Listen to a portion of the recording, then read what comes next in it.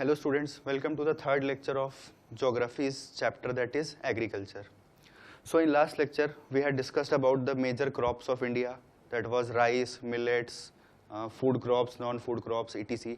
In this lecture we will learn about how agriculture can be developed in India, and the second one, that is how can we compare a farm of India and a farm of USA. So let's start with agricultural development. So what is agricultural development? First, in short, we'll discuss about what is development. So development is advancing of something. In India, when if we compare 500 years ago or 200 years ago from now, if we compare 100 years ago from now during British rule, what was happening? The population was approximately 30 to 35 crore in 1940s or 50s. At that time, the agricultural production was sufficient to feed everyone. मतलब उस time पे जो agriculture हुआ करता था वो sufficient था सबको फीड करने के लिए. बट कंटिन्यूसली हमारी पॉपुलेशन इंक्रीज हो रही है, तो जब पॉपुलेशन इंक्रीज हो रही है तो प्रोडक्शन भी हमारा इंक्रीज करना पड़ेगा. जब तक हम प्रोडक्शन इंक्रीज नहीं करेंगे तब तक हम इतने बड़े डिमांड्स को फुलफिल नहीं कर सकते. तो एग्रीकल्चर को डेवलप करने के लिए गवर्नमेंट ने बहुत सारे प्लान्स बनाए. स्टार्टिंग में 5 ईयर प्लान्स बनते थे जो पर्टिकुलर चीज़ों पे फोकस होते थे, जैसे हम लैंड के आउटपुट को कैसे बढ़ाएंगे, हम मॉडर्न फर्टिलाइजर्स और पेस्टिसाइड्स कैसे लाएंगे, फार्मर्स को नॉलेज कैसे प्रोवाइड करेंगे. तो बहुत सारे प्लान्स हमारी गवर्नमेंट बनाती है. यही चीज़ें हमें इस टॉपिक में डिस्कस करनी है कि एग्रीकल्चर डेवलप कैसे हुआ इंडिया में या कैसे हम उसको कर रहे हैं. क्योंकि पॉपुलेशन हमारी है अब ऑलमोस्ट 1.3 बिलियन, पहले थी 30 करोड़, तो पॉपुलेशन में 100 करोड़ का इंक्रीमेंट हुआ है. तो इतनी पॉपुलेशन अगर बढ़ी है तो प्रोडक्शन जो है हमारा उसको भी हमें उतने ही लेवल पे इंक्रीज करना पड़ेगा. बट लैंड फिक्स्ड होता है, जमीन हम नहीं बढ़ा सकते. जितनी जमीन इंडिया की टेरिटरी में है वो उतनी ही है, तो उसी पे प्रोडक्शन को इंक्रीज करना है तो उसके लिए बहुत सारी चीजें करनी पड़ेंगी. तो हमारी गवर्नमेंट ने 2 टाइप के एडवांसमेंट या डेवलपमेंट किया है. पहला होता है टेक्नोलॉजिकल डेवलपमेंट और दूसरा होता है इंस्टीट्यूशनल डेवलपमेंट. टेक्नोलॉजिकल डेवलपमेंट का मतलब होता है क्या नई नई टेक्नोलॉजी अडॉप्ट की है गवर्नमेंट ने. मतलब जैसे पहले खेती होती थी, सारी की सारी खेती हैंड बेस्ड होती थी, मतलब लेबरर्स खेत में काम करते थे और आउटपुट आता था. बट अब हम देखते हैं हमारे पास थ्रेशर है, हार्वेस्टर है, ट्रैक्टर है, बहुत अलग अलग टाइप की मशीनरी है. तो ये है टेक्नोलॉजिकल एडवांसमेंट. इसमें क्या क्या चीजें आएंगी? पहला हमारा आता है मॉडर्न टेक्नोलॉजी. मॉडर्न टेक्नोलॉजी का मतलब यही बहुत सारे मशीन्स वगैरह का आना या बहुत अलग अलग टाइप की इरिगेशन फैसिलिटी, वाटर पंप्स लगाना, कैनल्स बनाना, ये सारी टेक्नोलॉजीज हैं. दूसरा use of tractors and harvesters, ये भी हमने देख लिया. ट्रैक्टर्स से हम इजीली खेत को फर्टाइल कर सकते हैं. जो हाथ से होता था पहले काम, अब वो काम इजीली ट्रैक्टर से हो सकता है. हार्वेस्टर से हम जो हमारी क्रॉप्स हैं, फसल है, उसको बहुत इजीली काट सकते हैं. तीसरा यूज ऑफ फर्टिलाइजर्स, खेत एंड पेस्टिसाइड्स. तो खेतों में फर्टिलाइजर्स और पेस्टिसाइड डालने से क्या होता है? प्रोडक्टिविटी इंक्रीज हो जाती है. मतलब किसी एक पर्टिकुलर टाइम पे जितनी प्रोडक्टिविटी होगी बिना फर्टिलाइजर्स और HYV सीड्स या पेस्टिसाइड्स डाले, वो फर्टिलाइजर्स पेस्टिसाइड्स की वजह से बहुत रैपिडली इंक्रीज हो जाता है प्रोडक्शन. क्यों? क्योंकि सॉइल में नाइट्रोजन फिक्सेशन होने लगता है, हार्मफुल बैक्टीरियाज मर जाते हैं जो क्रॉप्स को खराब करते हैं पेस्टिसाइड से. तो ये सब है हमारे टेक्नोलॉजिकल एडवांसमेंट. इसमें एक इंपॉर्टेंट है HYV सीड्स. HYV सीड्स क्या होते हैं? हाई यील्डिंग वैरायटी सीड्स इन्हें बोलते हैं. बहुत ये गवर्नमेंट ने इंट्रोड्यूस किया है.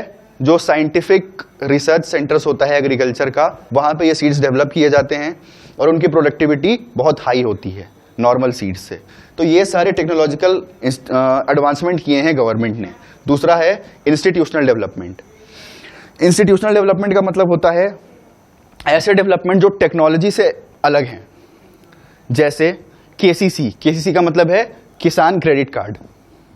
क्रेडिट कार्ड क्या होता है? अगर आपके पास पैसे नहीं हैं तो आप उससे थोड़े पर्टिकुलर टाइम के लिए पैसे बोरो कर सकते हैं और फिर बाद में रिटर्न कर दिए जाते हैं. Banks generally credit card provide करते हैं एम्प्लॉयज़ को या सैलरीड एम्प्लॉयज़ को या किसी को भी बिजनेस करने वाले लोगों को, ताकि किसी पर्टिकुलर टाइम में उनके पास पैसे ना हो तो वो उसको यूज़ कर सकें और बाद में रिटर्न कर सकें. तो गवर्नमेंट ने फार्मर्स को किसान क्रेडिट कार्ड प्रोवाइड किए हैं. इसमें क्या है, उसकी लिमिट होती है। जैसे किसी पर्टिकुलर किसान के पास बहुत ज़्यादा ज़मीन है तो उसके पास 1 लाख की लिमिट है, किसी के पास कम ज़मीन है तो उसके पास 30,000 की लिमिट है। तो उससे क्या होता है, अगर किसान खेती करना चाहता है तो वो उस पैसे से खेती कर ले और फसल होने के बाद वो बैंक को पैसे चुका दे। तो ये एक इंस्टीट्यूशनल रिफॉर्म है जिसको हम बोलते हैं किसान क्रेडिट कार्ड। दूसरा है हमारा इम्प्रूव्ड इरिगेशन। इरिगेशन फैसिलिटी को इम्प्रूव किया गया है, बहुत तरीके के कैनल्स बनाए गए हैं, क्योंकि अगर किसी पर्टिकुलर सीजन में बारिश नहीं होती या क्रॉप्स फेल हो जाते हैं तो उस केस में भी इरिगेशन फैसिलिटी को अच्छी कर दी जाए ताकि पानी की कमी से फसल खराब ना हो। तीसरा है मिनिमम सपोर्ट प्राइस।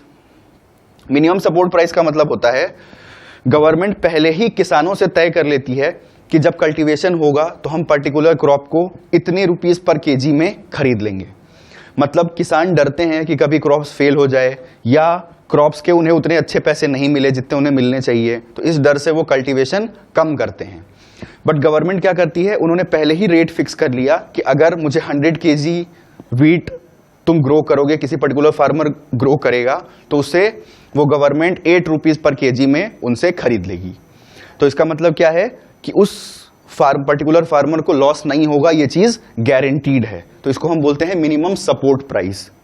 दूसरा है चीप लोन्स, सस्ते इंटरेस्ट रेट पे लोन्स प्रोवाइड करना फार्मर्स को ताकि वो इनिशिएट कर सकें कल्टीवेशन।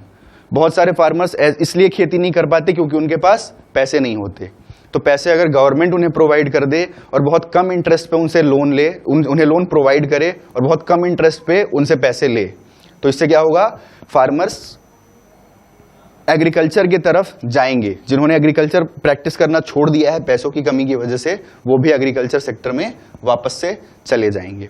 तो ये सारी डेवलपमेंट की गई है ताकि इंक्रीजिंग डिमांड को फुलफिल किया जा सके एग्रीकल्चर बढ़ा के। तो इसी को हम बोलते हैं एग्रीकल्चरल डेवलपमेंट या एग्रीकल्चरल रिफॉर्म्स। अब हम ऐसा देखते हैं कि यूएसए और इंडिया को अगर कंपेयर करें तो दोनों में एग्रीकल्चर में बहुत डिफरेंस है। इंडिया में जो एग्रीकल्चर होती है और जो एग्रीकल्चर यूएसए, कनाडा, इन कंट्रीज में होती है उसमें बहुत ज़्यादा डिफरेंस है। क्या डिफरेंस है, हम अभी बाइफर्केट करके इनको इजीली देखते हैं। तो पहले हम देखेंगे इंडिया के बारे में, या हम एक साथ कंपेयर कर लेते हैं दोनों को, इंडिया और यूएसए को। तो पहला, farm size small, division among many heirs. इसका मतलब क्या है, इंडिया में फैमिली प्लानिंग नहीं होती। जो गरीब लोग होते हैं, जो पढ़े लिखे लोग नहीं होते, उनके बहुत सारे बच्चे होते हैं, फार्मर्स के बहुत सारे बच्चे होते हैं। तो अगर कोई पर्टिकुलर फार्मर है जिसके पास 1 एकड़ जमीन है, तो क्या होगा, अगर उसके 5 बच्चे हैं तो वो 1 एकड़ जमीन 5 बच्चों में डिवाइड हो जाएगी। तो अब डिवाइड होने की वजह से क्या हुआ, या मान लेते हैं हम 10 हेक्टेयर जमीन है किसी फार्मर के पास, तो वो तो उस फार्मर की थी, बट उस फार्मर के 5 बच्चे हैं। तो अब हर पर्टिकुलर फार्मर को सिर्फ 2 हेक्टेयर जमीन ही मिलेगी क्योंकि 5 लोगों में डिवाइड हो गई। तो इस डिवाइड होने की वजह से क्या हो गया, फार्म साइज छोटे हो गए। एक 10 हेक्टेयर का लैंड था या प्लॉट था, अब वो 2-2 हेक्टेयर का 5 प्लॉट हो गया। तो अब खेती करने की कोशिश भी होगी तो बहुत ज्यादा आउटपुट उस खेत से नहीं आएगा। कोई हो सकता है कोई फार्मर खेती कर रहा हो, कोई ना कर रहा हो, कोई मॉडर्न मशीन यूज कर रहा हो, कोई यूज नहीं कर रहा हो। तो जितना एक पर्टिकुलर 10 हेक्टेयर के फार्म से खेती हो सकती थी, अब वो अलग अलग डिवाइड करने की वजह से नहीं हो रही है। गवर्नमेंट इजीली इन्हें इरिगेशन फैसिलिटी या बहुत सारी चीजें प्रोवाइड नहीं कर पाती क्योंकि फार्म्स ही बहुत छोटे छोटे अलग अलग दूर दूर स्प्रेड हैं। तो ये है पहली चीज जो इंडिया के फार्म में हमें देखने को मिलती है। यूएसए में इसका अपोजिट है, क्योंकि वहां फार्मर्स के बहुत सारे हेयर्स नहीं होते, बच्चे नहीं होते। तो एक पर्टिकुलर फार्मर के पास अप्रोक्सीमेटली एवरेज 250 हेक्टेयर्स जमीन होती है, और 250 हेक्टेयर्स बहुत बड़ा एरिया है। तो अगर 250 हेक्टेयर जमीन एक फार्मर के पास है तो इसका मतलब वो कल्टीवेशन बहुत बड़े स्केल पे और बहुत बड़े बड़े मशीन्स यूज करके आराम से कर सकता है। दूसरा, इंटेंसिव कल्टीवेशन होती है इंडिया में। इंटेंसिव का मतलब क्या होता है, इंटेंसिव का मतलब होता है किसी पर्टिकुलर एरिया में बहुत ज्यादा खेती करना या एक छोटे से एरिया से ज्यादा आउटपुट अटेन करने की कोशिश करना। तो इंटेंसिव कल्टीवेशन इंडिया में होता है, but double and multiple cropping होती है। मतलब इंडिया में हमने देखा है रबी सीजन में अलग क्रॉप, खरीफ में अलग क्रॉप, जैद में अलग अलग क्रॉप्स। तो इससे क्या होता है, आउटपुट हमें एक क्रॉप का जितना मिलना चाहिए उतना नहीं मिल पाता। सबके सब क्रॉप्स थोड़े थोड़े ग्रो हो रहे हैं। कोशिश की जा रही है कि एक प्लॉट से ज़्यादा आउटपुट अटेन हो सके, बट ये पॉसिबल नहीं होता क्योंकि फार्म्स भी बहुत छोटे हैं।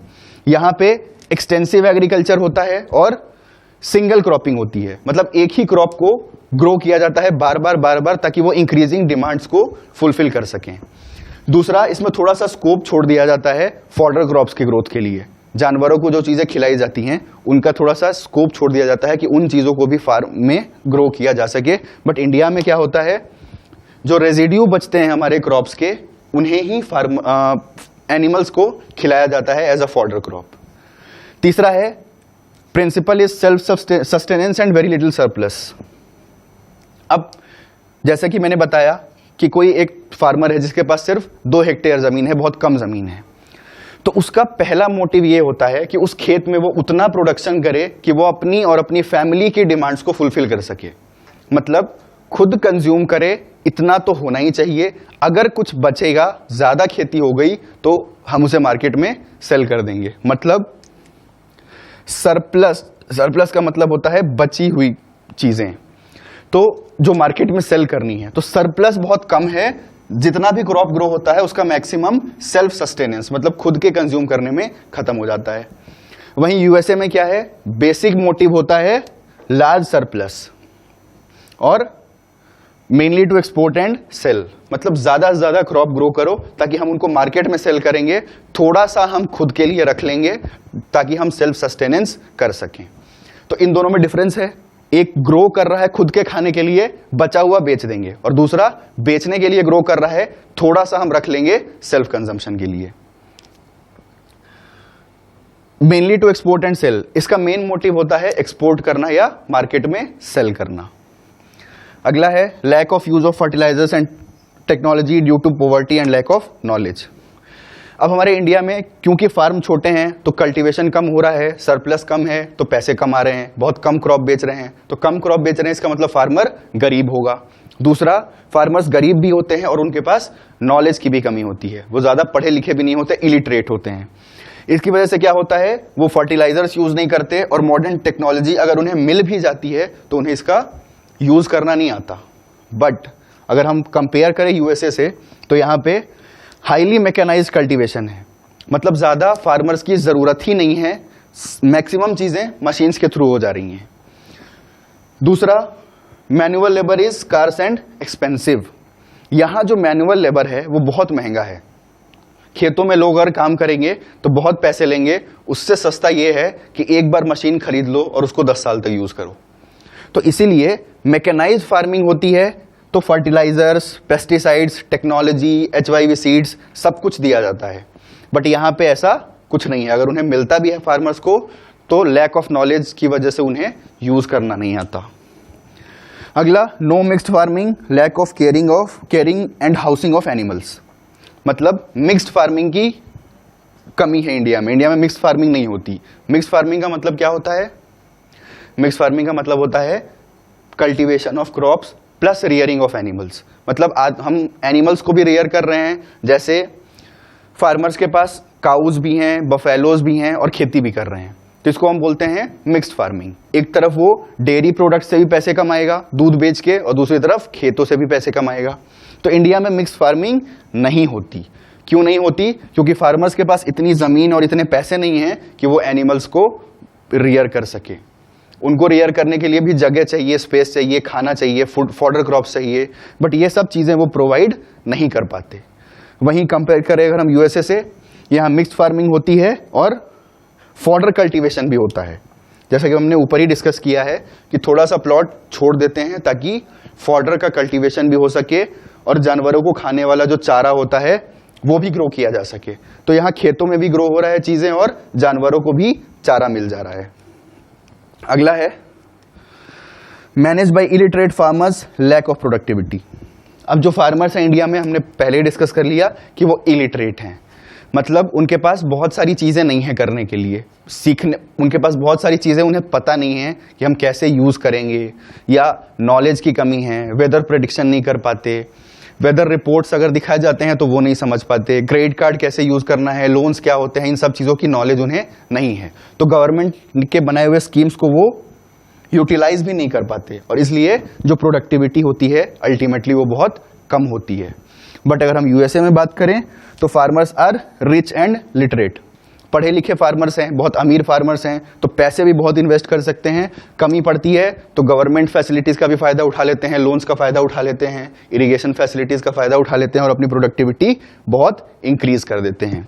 तो यहाँ यील्ड पर वर्कर इज़ वेरी हाई, मतलब जो एक वर्कर काम कर रहा है खेत में या एक फार्मर है, उसने जितना यील्ड किया है वो कंपैरेटिवली बहुत ज़्यादा होता है। बट इस केस में यील्ड ज़्यादा नहीं होता क्योंकि फार्मर्स पढ़े लिखे नहीं होते। तो ये था एक कंपैरिजन जिसमें हम कंपेयर कर रहे थे इंडिया के फार्म को और यूएसए के फार्म को। तो आई होप आपको ये सारी चीज़ें समझ में आ गई होंगी कि एग्रीकल्चरल डेवलपमेंट क्या होता है और इंडिया के फार्म्स और यूएसए या जितने भी डेवलप्ड कंट्रीज हैं जैसे कनाडा हो गया, इंग्लैंड हो गया, यहाँ के फार्म्स में खेती कैसे की जाती है। दो इनके पास उतने लैंड रिसोर्सेज या वाटर रिसोर्सेज नहीं हैं जितना इंडिया के पास है, बट फिर भी कल्टीवेशन में यूएसए हमसे बहुत आगे है। तो बस आज के लेक्चर में यही था एग्रीकल्चर चैप्टर में कि क्या क्या चीज़ें हमने इसमें पढ़ी हैं। अभी तक इस पूरे चैप्टर में हमने पढ़ा कि एग्रीकल्चर होता क्या है, एग्रीकल्चर कैसे प्रैक्टिस करते हैं, कितने टाइप्स के एग्रीकल्चर होते हैं, कितने टाइप्स की इकोनॉमिक एक्टिविटीज़ होती हैं, कितने टाइप्स के मेजर क्रॉप्स हैं, क्रॉपिंग सीजन्स क्या क्या हैं, एग्रीकल्चर डेवलपमेंट क्या होता है, और एक फार्म को अगर हम कंपेयर करें इंडिया और यूएसए का तो इन दोनों में क्या डिफरेंस है। तो बस इस चैप्टर में यही था। अब हम नेक्स्ट लेक्चर में अपना नया चैप्टर पढ़ेंगे। तब तक के लिए थैंक यू।